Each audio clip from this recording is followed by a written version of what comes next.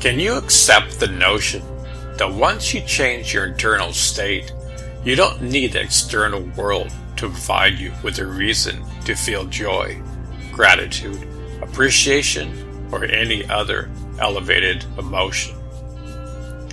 A memory without the emotional charge is called wisdom. And you can teach your body emotionally what it would feel like to believe in this way, to be empowered, to be moved by your own greatness, to be invincible, to have courage, to be it. I'm taking this time to create my day. I'm affecting the quantum field. Now, if it is, in fact, the observers watching me the whole time that I'm doing this, and there is a spiritual aspect to myself, then show me a sign today that you paid attention to any one of these things that I created and bring them in a way that I won't expect. So I'm as surprised at my ability to be able to experience these things. And make it so I have no doubt that it comes from you. And so I live my life, in a sense, all day thinking about being a genius, or thinking about being the glory and the power of God, or thinking about being unconditional love. We should never wait for science to give us permission to do the uncommon. If we do, then we're turning science into another religion. To be empowered, to be free, to be unlimited, to be creative, to be genius, to be divine, that is who you are. Once you feel this way, memorize this feeling. Remember this feeling. This is who you really are. Meditation is also a means for you to move beyond your analytical mind so that you can access your subconscious mind. That's crucial, since the subconscious is where all your bad habits and behaviors that you want to change reside. If you want a new outcome, you will have to break the habit of being yourself and reinvent a new self. Your thoughts and feelings come from your past memories. If you think and feel a certain way, you begin to create an attitude. An attitude is a cycle of short-term thoughts and feelings experienced over and over again. Attitudes are shortened states of being. If you string a series of attitudes together, you create a belief. Beliefs are more elongated states of being and tend to become subconscious. When you add beliefs together, you create a perception. Your perception has everything to do with the choices you make, the behaviors you exhibit, the relationships you choose, and the realities you create. Warning: when feelings become the means of thinking, or we cannot think greater than how we feel, we can never change. To change is to think greater than how we feel. To change is to act greater than the familiar feelings of the memorized self. Your thoughts are incredibly powerful. Choose yours wisely. Psychologists tell us that by the time that we're in our mid-30s, our identity or personality will be completely formed. This means that for those of us over 35, we have memorized a selected state of behaviors, attitudes, beliefs, emotional reactions, habit, skills, associated memories, conditional response, and perceptions that are now subconsciously programmed within us. These programs are running us because the body has become the mind. This means that we will think the same thoughts, feel the same feelings, react in identical ways, behave in the same manner, believe the same dogmas, and perceive reality the same ways.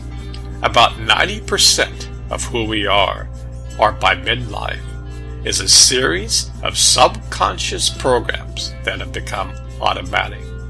Driving a car, brushing our teeth, overeating when we're stressed, worrying about our future, judging our friends, complaining about our lives, blaming our parents, not believing in ourselves, and insisting on being chronically unhappy, just to name a few.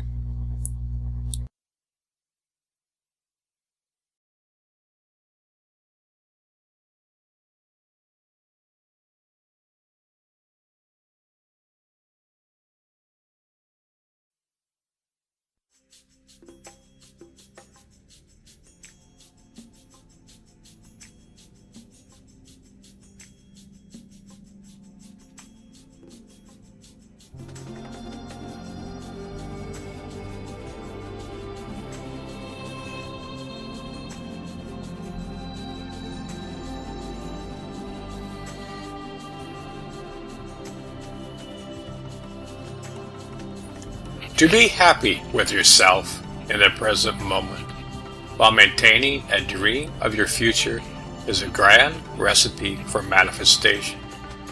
When you feel so whole that you no longer care whether it will happen, that's when amazing things materialize before your eyes.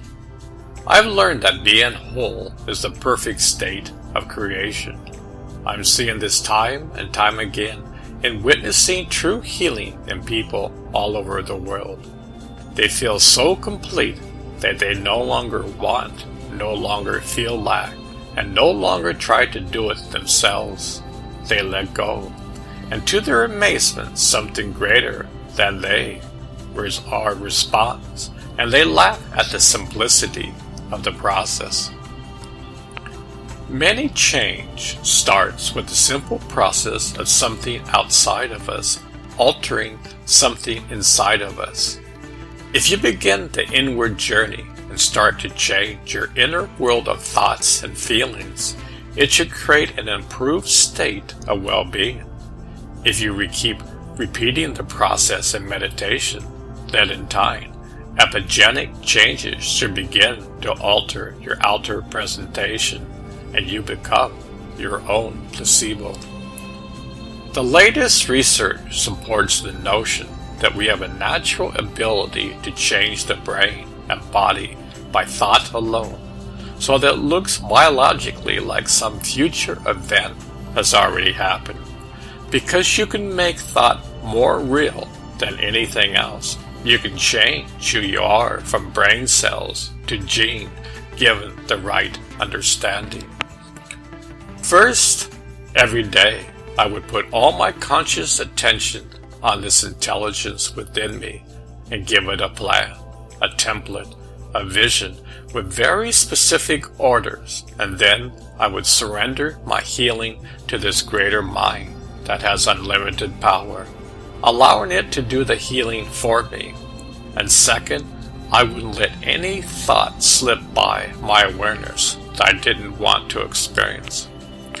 Think of it this way: the input remains the same, so the output has to remain the same. How then can you ever create anything new? So if you want to change some aspect of our reality, we have to think, feel, and act in new ways. We have to be different in terms of our response to experience. We have to become someone else. We have to create a new state of mind. We need to observe a new outcome with that new mind. The quantum field responds not to what we want, It responds to who we are being. The only way we can change our lives is to change our energy, to change the electromagnetic field we are constantly broadcasting. In other words, to change our state of being, we have to change how we think and how we feel. Making genetic changes. We used to think that genes created disease and that we are at the mercy of our DNA. So if many people in someone's family died of heart disease, we assumed that their chances of also developing heart disease would be pretty high. But now we know through the science of epigenetics that it's not the gene that creates disease, but the environment that programs our genes to create disease. And it's just not the external environment outside our body, cigarette smokes or pesticides, for example, but also the internal environment within our body, the environment outside our cells. What do I mean by the environment within our body? As I said previously, emotions are chemical feedback, the end products of experience we have in our external environment. So as we react to a situation in our external environment, that produces an emotion. The resulting internal chemistry can signal our cells to either turn off, upregulate or producing an increased expansion of that gene, or to turn off, down-regulating or producing a decreased expression of the gene. The gene itself doesn't physically change. The expression of the gene changes, and that expression is what matters most because that's what affects our health and our lives. Conscious thoughts, repeated often enough, becomes unconscious thinking. To sum up the meditation process, you have to break the habit of being yourself and reinvent a new self. Lose your mind and create a new one. Prune synaptic connections and nurture new ones. Unmemorize past emotions and recondition the body to a new mind and emotions, and let go of the past and create a new future.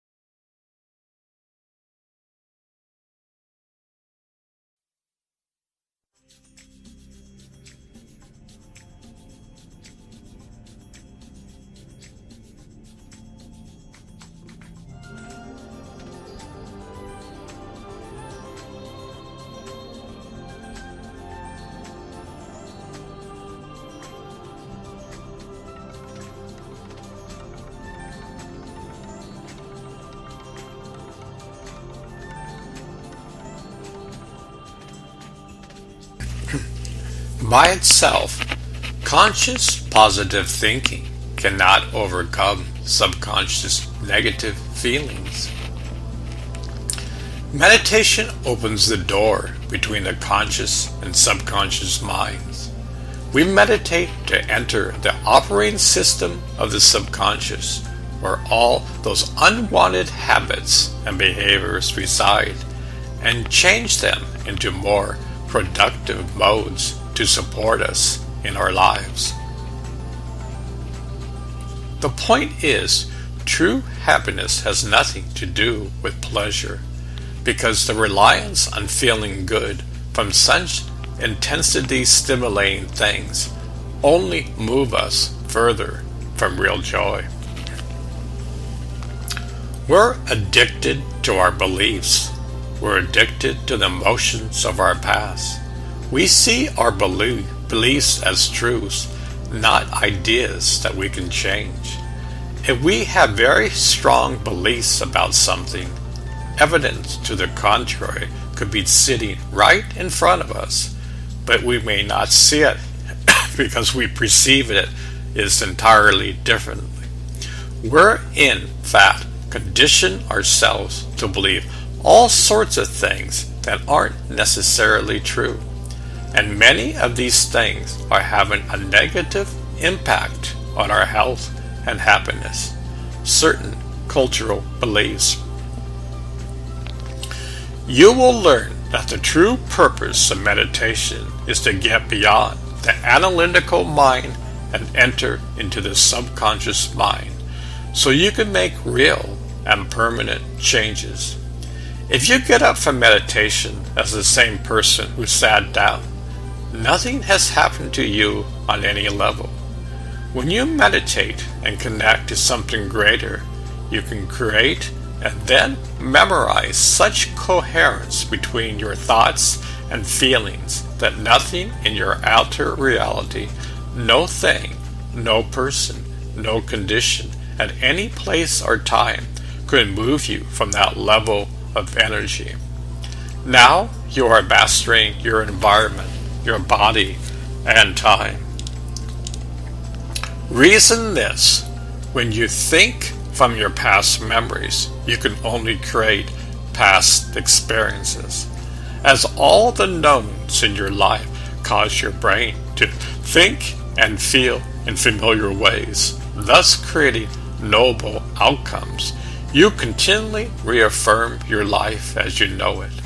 And since your brain is equal to your environment, then each morning your senses plug you into the same reality and initiate the same stream of consciousness.